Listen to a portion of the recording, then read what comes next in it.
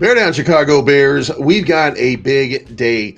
We're 6 days away from the NFL draft, where most people predicted Caleb Williams will be the number one pick overall, turning Caleb Williams into the next quote unquote franchise quarterback for the Chicago Bears. But the intriguing piece right now is all of the discussion about the Bears moving up in the draft in order to acquire Marvin Harrison Jr. Now, Marvin Harrison Jr.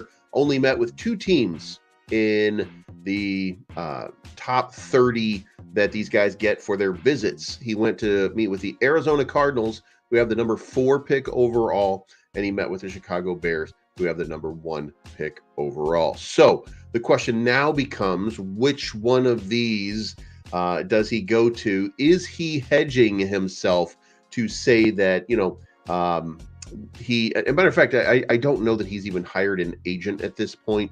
So there is a possibility that he's trying to play ball, if you will, and finagle himself into the position that he wants to be in. Does he want to play with Kyler Murray? Does he want to play with Caleb Williams? What is it that he's looking for? Or does he consider that either he's going to be the first pick in the draft? Could that be his thinking?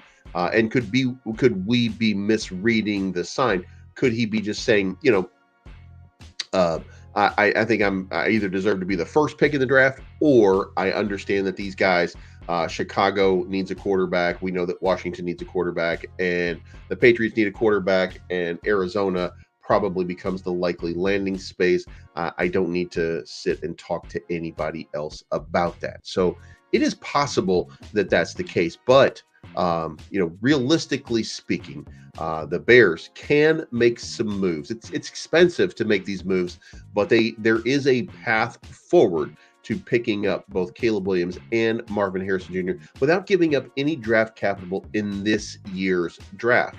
That does leave only the 75 pick and the 122 pick. My draft today did the same thing. I did make a move up. I had to give up the first round Chicago draft pick for next year and the second round Carolina draft pick that we got. So we would not have a first round draft pick at this point, and then it would be our choice in the second round. However, I did read somewhere where some people are starting to compare the draft that we have coming up, saying that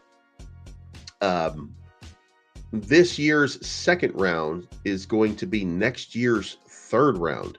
That next year, the draft is going to be a lot more stocked full of athletically talented people, and that, maybe, just maybe, we'll see a much improved overall result and team. But anyway, the important thing is, have the Bears activated the cheat code in the NFL. Now, if you're wondering what the cheat code in the NFL is, that is, you get a really solid defense, and then you build around that solid defense, and you bring in a rookie quarterback under that expensive level. You want to have him in here for 4 years with that cheap contract, so that you can build around and develop that franchise quarterback, the Pat Mahomes method, if you will. That seems to be the flavor right now. That's what people seem to be wanting to do. So CEO Snow Gang says, "Baby, I'm so ready for draft night Thursday." We have 1 week now until the draft, so we could potentially be looking at just I don't know which way we go. The servant of Yahweh says, "Me too." Brock Bowers or Rome Odunze. Listen, if it were my choice based on the needs of the team, in my estimation, I think you would have to go with Rome Odunze. I think that he represents exactly what the Chicago Bears are going to need. If you ask me what my preference is, I would say that Brock Bowers being teamed up with Cole Kmet seems to be a fantastic opportunity, but that's just conversation, as they say. Bear down. Packers suck big time. That is very, very true. I do think, by the way, Montez Sweat, and I put him front and center right there because we need to be reminded. He said he is not losing to the Packers this year. Going to be an interesting time right there. But the question is, the cheat code activated? So what is it that we have right now? And is the Bears defense good enough to be what we want them to be at this point? That's really the question. And the answer to that is, I think so.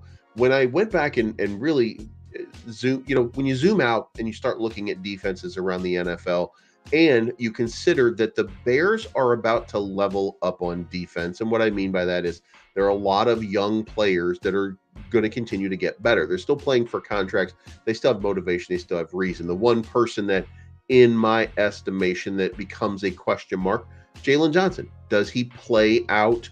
Does he ball out and continue to improve and get better? Is he putting in the work to continue to improve? Now, I think that his work ethic says that he will and does. And I think that he's also looking for that gigantic payday in another 4 years. So I feel like he's still ready to continue to improve. The question is, will he? That really is what it comes down to. Tremaine Edmonds, he going to be better? TJ Edwards, he going to be better? Jack Sanborn, he going to be better? I think the answer to these are all yes. Gervon Dexter probably gets a little bit better. DeMarcus Walker, again, I did not give him enough credit towards the end of the year for the work and the effort he was putting in. Now he's the starting right end with the possibility of bringing back Yannick Ngakoue on a friendly contract, who had 8.5 sacks on average his entire career until last year. Maybe there's some opportunity there. So we're going to break down all the moves that the Chicago Bears have made this offseason, and we're going to look at the defense, and we're going to kind of break down what this defense looks like. We got Lord Crimson in the house. Greetings and go Bears. We're going to break all of these down, get these kind of pieces in play, if you will, and then we'll see where it goes from there. But the first and most important thing up is the 2023 NFL defensive rankings. So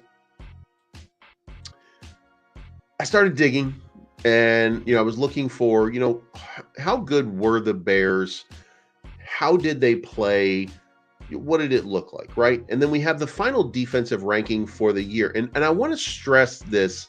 I want to stress on total defense first.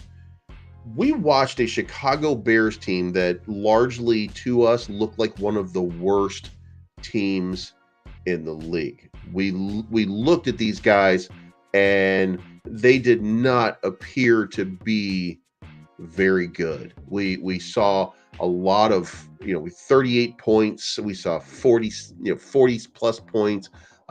We were giving up over 30 points a game for the beginning of the season before it all started to come together. And what did that end up doing for the team overall? Well, when we break it down, defensive yards per game, then we find that the Chicago Bears ended up number 12 overall in total defense. So we are in the top half of the league.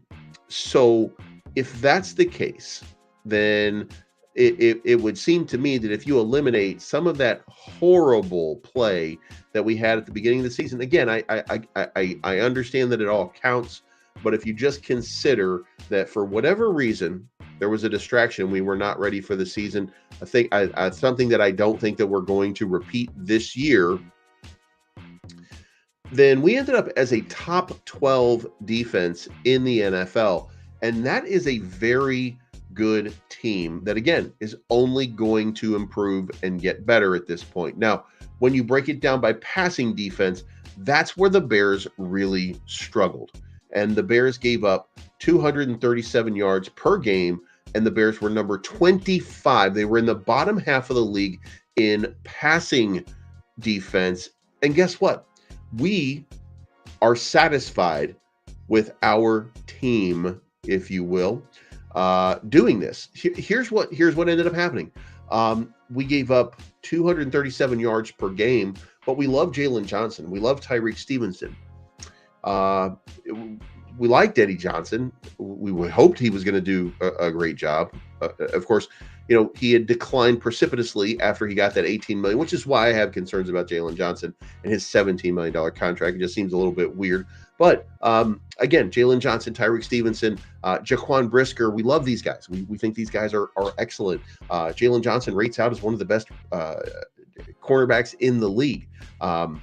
Eddie Jackson, It was not all Eddie Jackson. TJ Edwards, Tremaine Edmonds, Jack Sanborn. Like we thought the line was doing a decent job. TJ Edwards had his had a few interceptions. Tremaine Edmonds had a few interceptions.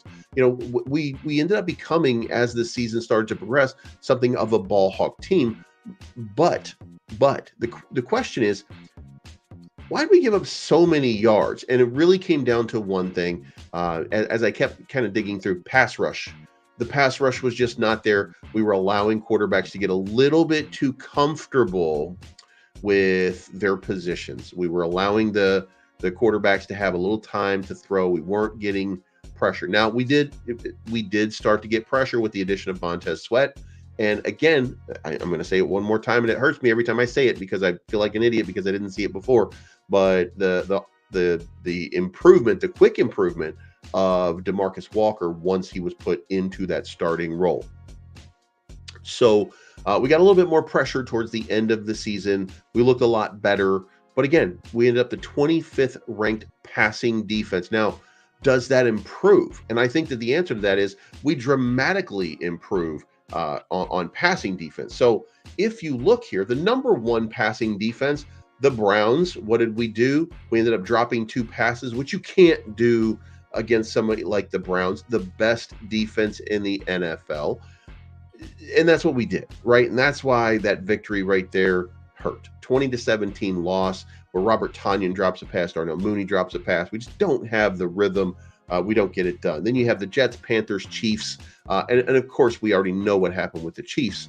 But as you go down this list, you find, a lot of these teams, are we going to get better? I think the answer to this is yes. Even if we improve 10 yards a game, that puts us into the top half of the league in passing defense. That might be enough to make us look really good. And then you have the rushing defense, and here you have it.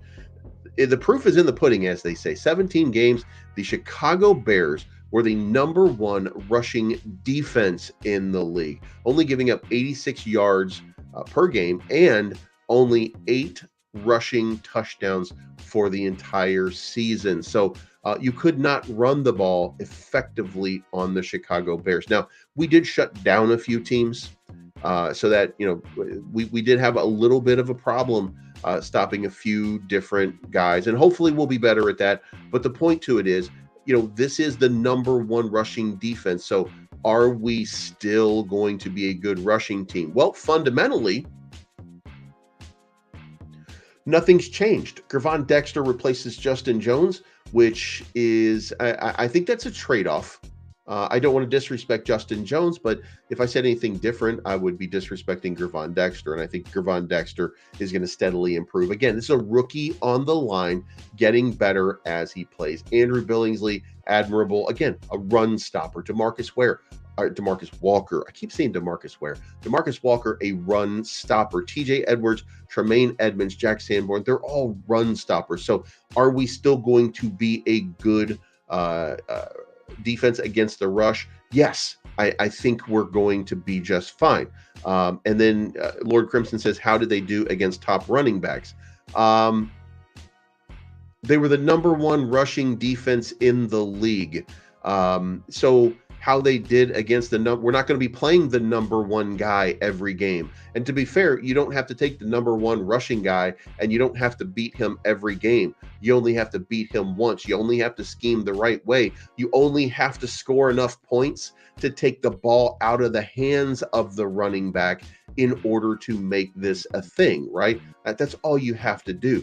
The point is, the Bears didn't score points. They were one of the worst offenses in the league last year, meaning that teams could easily run the ball, but they were unable to run the ball against the Chicago Bears. So this is, look, I'll put it this way. The Cleveland Browns gave up 20 more yards per game in rushing than the Chicago Bears. The Detroit Lions gave up more rushing yards than the Chicago Bears, and that was David Montgomery. So this is the best rushing defense in the league. And again, you don't play the number one player every single week. So making that comparison, and by the way, if one of the top runners has a good game, it skews it skews your numbers, and these numbers are already skewed over 17 games.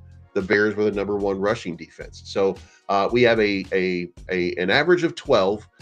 We were not very good at passing defense, which I think that we've made a step up, or a leg up, if you will. We were the number one rushing defense, and I think that we continued that pattern. I don't think Justin Jones is going to be that person. And even considering that Aaron Jones smoked us in week 18, even considering that, the Bears were the number one rushing defense in the league. So, the fact is, can we do something about that? Well, we got to get pressure. Obviously, we've got to get pressure. How do we do against the number one offensive line? Not very well. How do we do against Aaron Jones? Not very well. Not incredibly well. We gave Jordan Love plenty of time to throw the ball, and guess what? We can't do anything but get better from there, because it doesn't get worse. However, I do also want to say that no matter what you think, we also only gave up 17 points to Green Bay. And if we only scored 9, that's our problem. That's an offensive problem. That's not a defensive problem. And the dynamic of that game was just a little different. We did not perform. Justin Fields had an opportunity to walk out there and just kind of show off and say, you know what, YOLO this, baby. Let's just do whatever we got to do in order to make this game successful and look good. Would have changed the dynamic if we took the ball out of Aaron Jones' hands, but we didn't. But still, with that added in, 86 yards a game. So we're still the best team. Tyreek Stevenson and Jalen Johnson will be leaders in interceptions next season. That is entirely possible. But let's not forget, Terrell Smith and Kyler Gordon also fill in, with Kyler coming in. Kyler Gordon also runs in the nickel. So this team potentially, as long as we've got a pass rush, an improved pass rush, which I think that we will, then this team becomes a whole lot better. So erase those first 4 games, and let's look at what we're doing right now. And number 1 and number 25 pass defense, number 1 rush defense, scoring defense. Now the scoring defense, this is where the Bears were not very good. However, the fact that we were so good towards the end of the season sort of changes the numbers here. The Bears only gave up 22 points a game. So what we didn't do is we didn't do a great job of stopping people early on, but later on in the season, we were so good for the last 7 games. And Echo Bean, I do agree that Tremaine Edmonds is a little bit overrated. I look, and here's the thing. I watched the same game you watch. I saw Tremaine Edmonds miss a few tackles. I saw him out of position on several plays. And there was no defensive coach, by the way.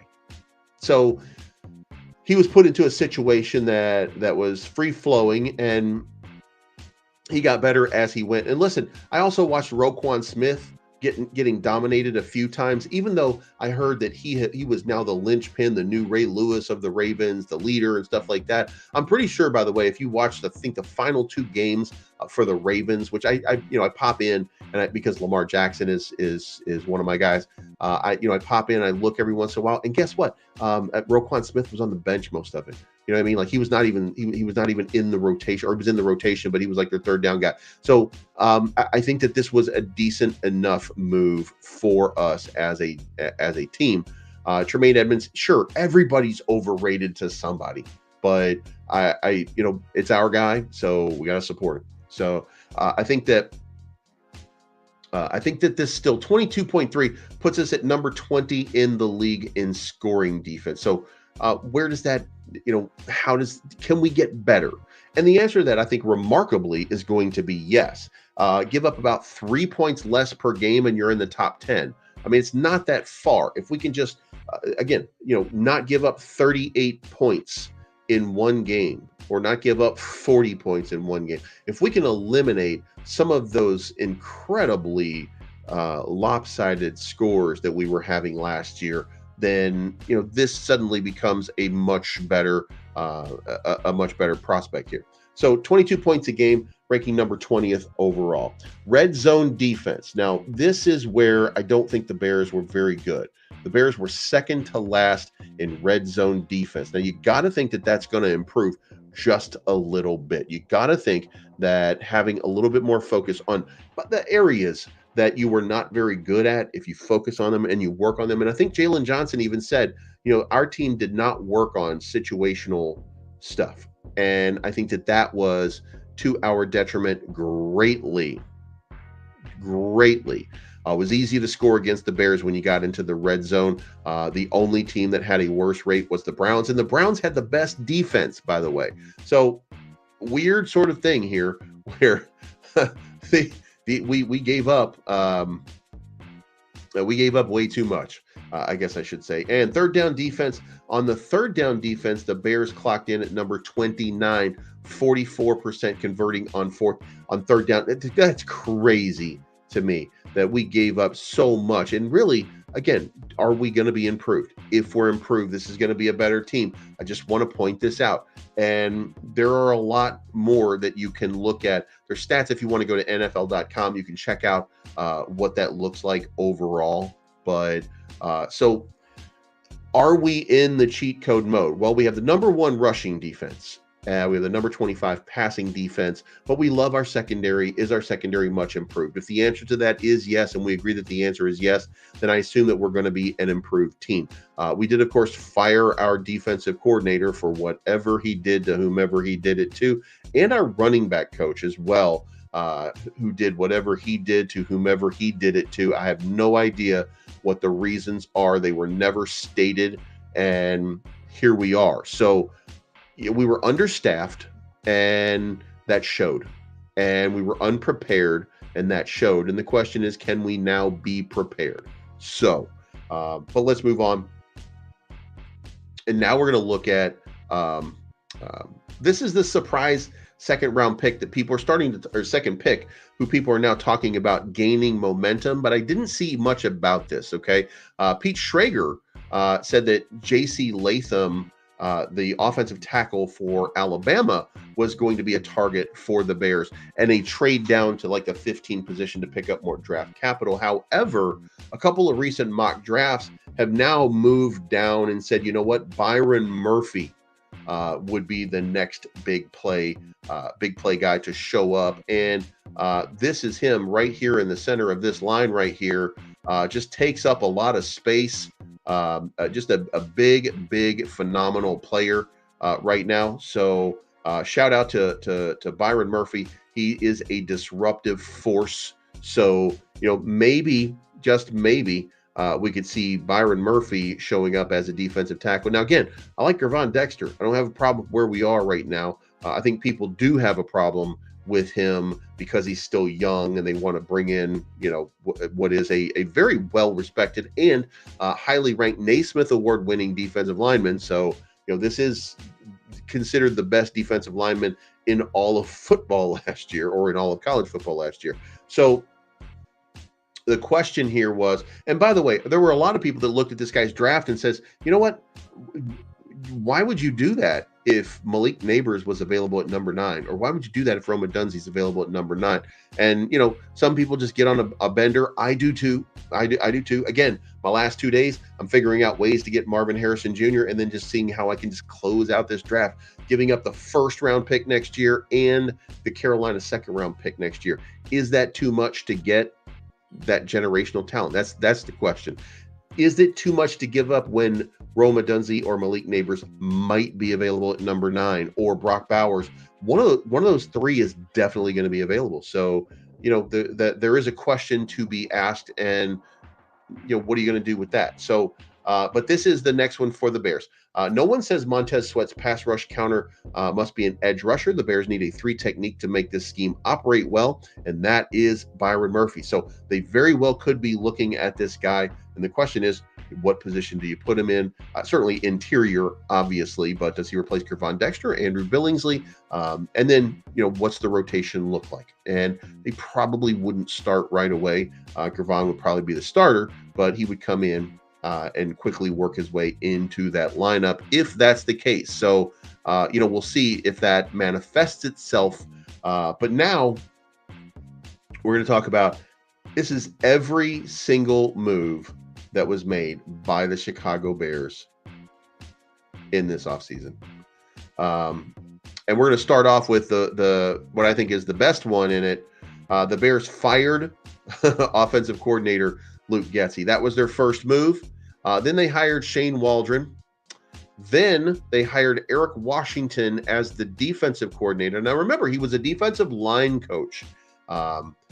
So, this guy is probably in tune with whatever is going on with this defensive line, or maybe he can improve some of the techniques of some of these younger players in that. Then we end up picking up Kerry Joseph, who's seen here talking to Caleb Williams during the combine. We added Thomas Brown, the offensive passing game coordinator, Chris Beatty as the wide receivers coach, Chad Morton as the running backs coach, Jason Houdeling as the assistant offensive line coach, Robbie Picasso as an assistant quarterback and receivers coach, and Jennifer King as the assistant running back coach. She was the first female ever hired by an NFL team as a coach. I think we hired her from the Washington Commanders, I want to say. And then the first big moves, we released Eddie Jackson and Cody Whitehair to free up some payroll, freed up $21.7 million. That gave us a little bit more capital to move on. Then we extended cornerback Jalen Johnson, 4 years, $76 million. And we traded Justin Fields to the Steelers. Then we traded for Keenan Allen to pick him up. Then we grabbed Kevin Byard and agreed to terms with him on a 2-year, $15 million deal. Then we picked up DeAndre Swift for 3 years, $24 million. Then we got Gerald Everett. Now, I said the other day that we got Gerald Everett for 1 year on a lease, but it turns out he's 2 years, $12 million. So that puts me, if I'm choosing, Brock Bowers is now out of my mix, just based on that. Then we trade for Ryan Bates. Ryan Bates is in 2022. He signed a 4-year, $17 million contract, so we got him locked up for at least another 2 years. Kerry Joseph was a defensive back when he played in college. And then when he played in, then he played in Canadian Football League, and he played offense. So, yeah, he's got a very, very weird career. Then we picked up Jonathan Owens from Green Bay, 2 years, $4.75 million. This, of course, is Simone Biles' husband. He started 11 games for the Packers. He had 84 tackles, including 2 for a loss, 1 sack, 1 forced fumble, and 3 pass breakups. So it seems like a good pickup. I mean, 84 tackles over the course of a season. The guy did put in some work. So the Bears then signed Coleman Shelton for a 1-year, $3 million deal. Look at babyface kid right there as your center. Absolutely wild. Then we re-signed Patrick Scales, the kicker, or the long snapper. I'm sorry. Patrick Scales is the long snapper. So we re-signed him for 1 year, $1.15 million. And then we re-signed wide receiver Dante Pettis. Now, you might remember Dante Pettis. He was in here 2 years ago, and then he went on the injured reserve list, and then we released him off of the injured reserve list in 2023. He was gone from the league for a few months, and then we just re-signed him, and that's a familiar face to the receivers room. They didn't want to waste time and brought him back immediately. He's been a solid receiver at depth. Only had 19 receptions in 2022, but he had, I want to say 12 receptions the year before. Not a lot. And maybe he didn't have chance, or maybe he's just a spot guy that we're going to post up, if you will, when we need to spell Keenan Allen, Tyler Scott, or DJ Moore. Then the Bears signed offensive lineman Matt Pryor to a 1-year, $1.15 million contract to shore up the offensive line. He's a former 6th-round pick in 2018. But he also overlaps with Bears head coach Matt Eberflus, who was the Colts defensive coordinator in 2021. He also played in Philadelphia, where Ian Cunningham worked in the front office. He's expected to serve primarily as depth along the offensive line. He's played some guard, but most of his experience comes at tackle, so he'll be depth for Darnell Wright and Braxton Jones. Then the Bears signed Brett Ripien because he is familiar with the Shane Waldron system. The Bears made a move at quarterback. Ripien spent last season with new Bears offensive coordinator Shane Waldron and quarterback coach Kerry Joseph in Seattle. He figures to serve as Nathan Peterman's replacement at QB3. Ripien would serve I don't know if it's Ripien or Rippin, by the way. I know it's Mark's kid, but I don't even remember how to say his name right. He would serve as a veteran presence in the quarterback room, featuring a likely rookie and a second-year undrafted free agent who is going to be your starting quarterback for right now. Then we pick up linebacker Amin Agbogbemiga. He's signed to a one-year, $2.1 million deal. He is a special teams ace. But again, he's on a one-year contract, and this website just continues to just be like, I don't know. Signed DeAndre Swift. I don't remember where we were. There we go. Brett Ripien. There we go. Now, then we signed offensive lineman Jake Curran coming in at a one-year deal. Look, this is a win now sort of situation here. We're plugging holes. You can see this one-year contract. Then we signed defensive end Jake Martin. Look, this is an upgrade. This is an upgrade over our backups. So he's an edge rusher. Was selected in the 6th round of the 2018 draft. Again, in 6 career seasons, he has total 85 tackles, 16 tackles for loss, 18 sacks, 7 forced fumbles. He's expected to serve as a depth piece along the defensive line. So we still have more to go. Then we signed defensive end Byron Cowart to a one-year, $1.15 million deal. Then we re-signed Colin Johnson and defensive back Tarvarius Moore, both on one-year deals. And then we have future reserve deals. These are the players that were signed to future and reserve deals. Micah Baskerville, Stephen Carlson, Jerome Carvin, Adrian Colbert, Doug Coleman, Aviante Collins, Michael Dwumfer, Daniel Hardy, Khalid Kareem, Doug Kramer, Cameron Lyons, Bill Murphy, Corliss Waitman, and Nasimba Webster. So there are a few people that would seem to me this has been a pretty good offseason overall. When you look at the vast group here, it's clear that we're going with 1 year. And to me, that means that the Chicago Bears, despite what's happening in the draft this year, are building through the draft in the long term and quote unquote doing it right, if you will. Now, look, we gave up a lot of draft capital for this year. We do have a limited amount that we're going to pick. So it would be interesting to see if we make the moves that that are being predicted. First, number 1, we take Caleb Williams and then move up into the draft to take Marvin Harrison Jr. If we don't, at the number 9 selection, if Roma Dunze or Malik Neighbors are available, I'm sure that we're going to take one of those guys. And if not, we're going to look at somebody like a Dallas Turner or Jared Verse as an edge rusher. I'm really comfortable with that number 1 and number 9 pick, no matter what they end up doing with it. I think it's going to make a lot of sense. In fact, if you are an edge rusher, you're looking for an edge rusher, you might have noticed we have a lot of edge rushers that we signed to 1-year deals. So it could be that we're not even looking at that position. Where did we not pick up a lot of help? Well, we had Dante Pettis and Nasimba Webster, but we don't have any other than Keenan Allen receivers. So again, it looks like if we're making some kind of choice at that 9 selection, it looks like wide receiver is still in the cards, no matter what. Because again, look at who we signed. We signed offensive tackles. We signed offensive guards. We shored up our line everywhere. We didn't shore up the defensive line as much at the tackle position. So that could be somebody that we're bringing in. That could be a symbol that somebody like a Byron Murphy would end up being part of it. But we did a lot. There's a lot going on, and now you have what appears to be a pretty strong team overall. So now let's hear it on the X. And the first thing that we're going to do when we hear it on the X is, God damn it, we got Cairo Santos dancing, which and I've had this on replay for a while now. You know what I mean? So and I'm sorry, but trading away picks and trading down for backups and rotational players isn't building through the draft. Well, that's your opinion. That's I mean, and everybody's entitled to their own opinion.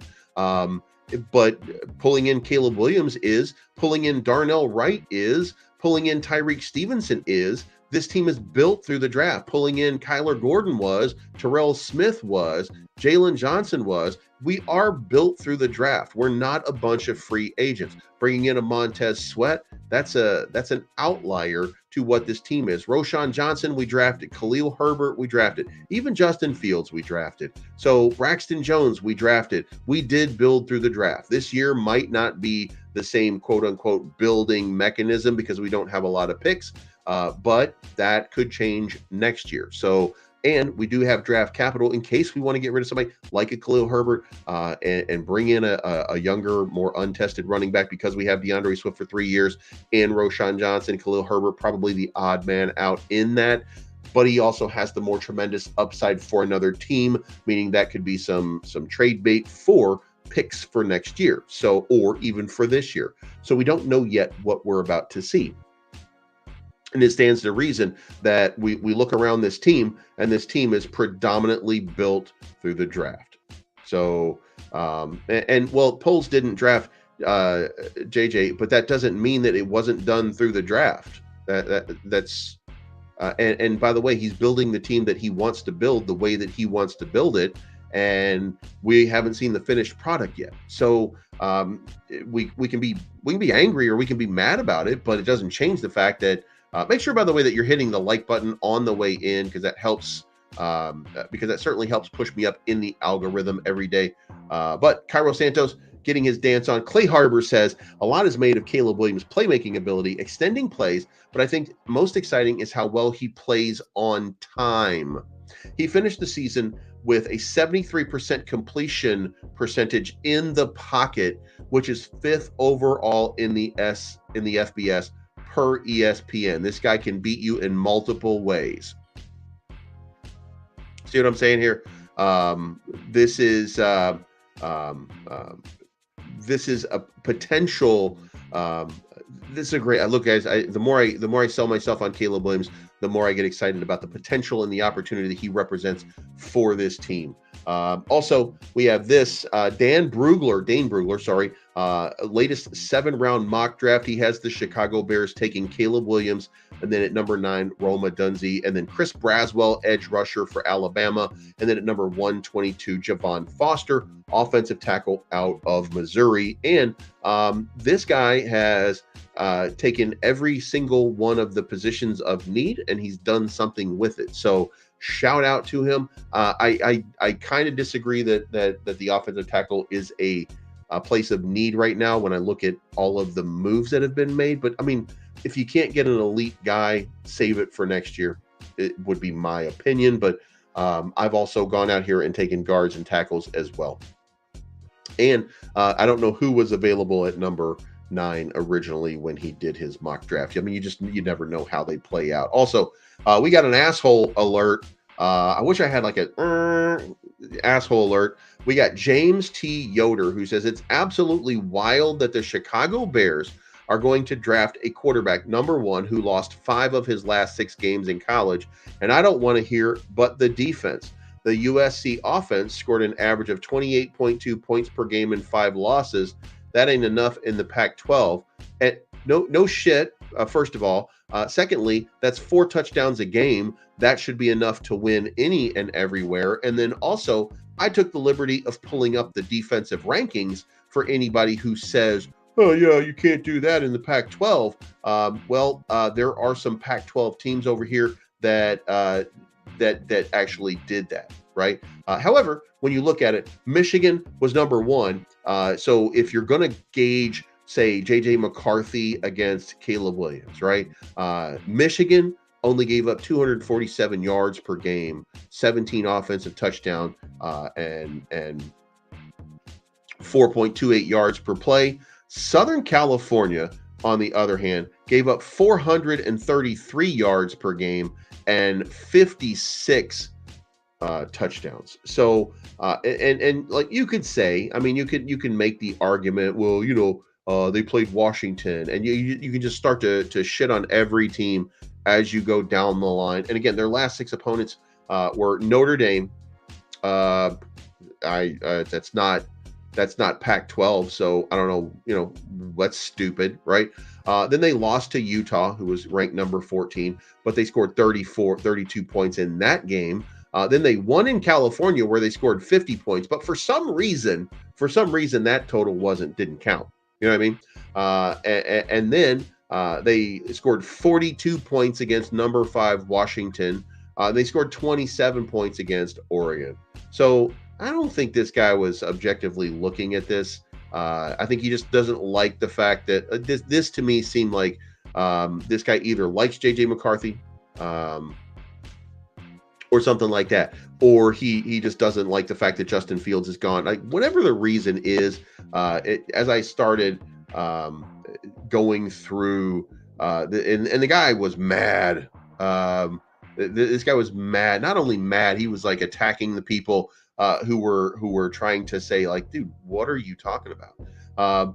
And Jack Sperry, by the way, he's an analyst for Chat Sports, comes out and says, would have gone 6-0 just like JJ did if he had Michigan's defense, which gave up 13.8 points per game during their final 6 regular season games. Talk about getting W's served up on a platter. USC gave up 42.8, which is ridiculous, but sure, let's put all this on the quarterback. And he says, you told on yourself here. You're admitting he's a dummy and chose to play for a coach that has almost a decade of dog shit defenses. This ain't news. That's the dumbest reply you can possibly see. What did this guy just say? You told on you're admitting he's a dummy and chose to play for a coach that has almost a decade of dog shit defenses. Well, yeah, he's going to be drafted number 1 and you're on Twitter trying to get clicks. So who won? Caleb Williams is the guy that won. I mean, like, it's absolutely wild. And here we go. College wins to project pro success. Patrick Mahomes exists. Perhaps you're familiar with the term exception to the rule. So the guy's going to have an argument for everything. And by the way, he argued with everybody in this thread. It is fantastic. I suggest if you haven't already, go look up James Yoder and go see exactly what this poor guy was going through. Now, the lineup here seems to be settled at this point on the defense and the offense. Again, we're looking at Marvin Harrison Jr. as that next big pickup, that next big guy to put in there into the slot receiver slot, or Roma Dunze or Malik Neighbors or whomever it is that we go with. And then finally, there was the draft that I did for the day. I hope you guys like it. It was Caleb Williams at number 1. I made a trade up to the number 4 from the number 9. It cost me the Chicago first-round pick next year and the Carolina pick that we got from Carolina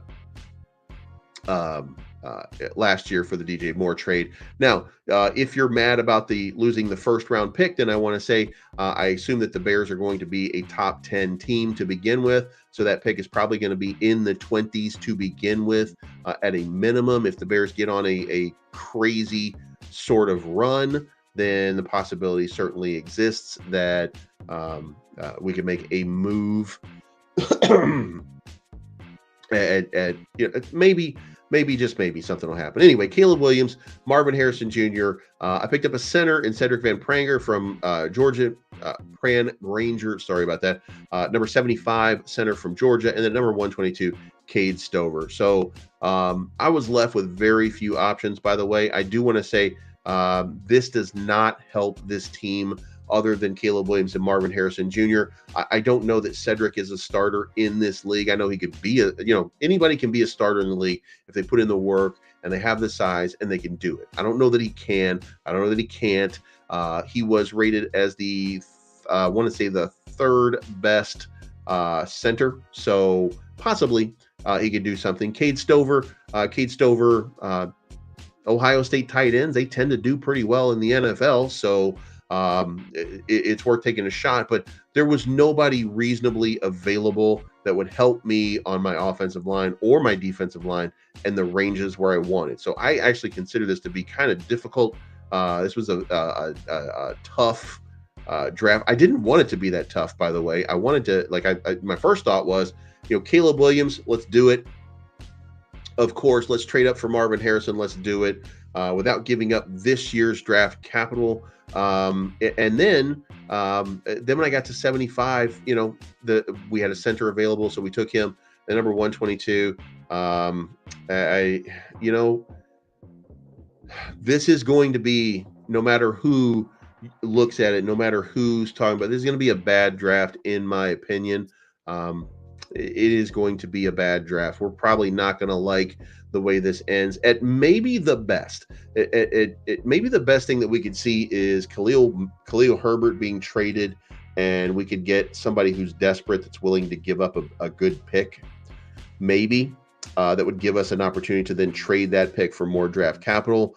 But I don't think that, other than moving up for Marvin Harrison Jr. and giving up some of the stuff for next year, then there are not many options. This is, it's a product of Ryan Poles. This is what he did. This is the position that we got put in. And also, I might add that I think, in my opinion, maybe, just maybe, and I can't say this 100% for sure, but maybe, just maybe, you know what? I forgot what I was going to say. It didn't really matter.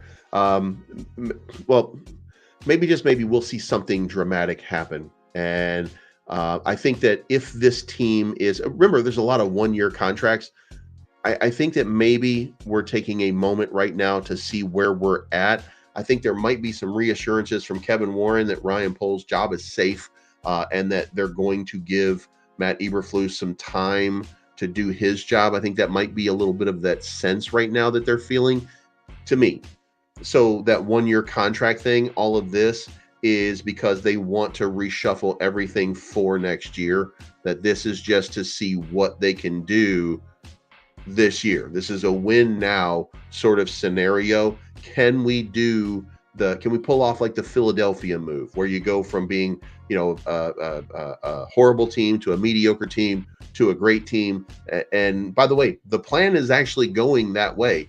Philadelphia, not a great team to start a year, became a pretty good team towards the end of the year. And then the next year, they were in the Super Bowl with Jalen Hurts. So maybe that's what they're looking to do. And I don't know, but I know Jalen Hurts probably was not a wily veteran quarterback when he came into Philadelphia and did that. So, you win with defense. If this defense does what it's supposed to do, then the Chicago Bears team is a very good team. So we're going to find out very, very soon exactly what they're made of, and we'll see what happens. Anyway, guys, that's my time. Thank you so much for tuning in. I appreciate each and every one of you. We will talk to you again tomorrow. Until then,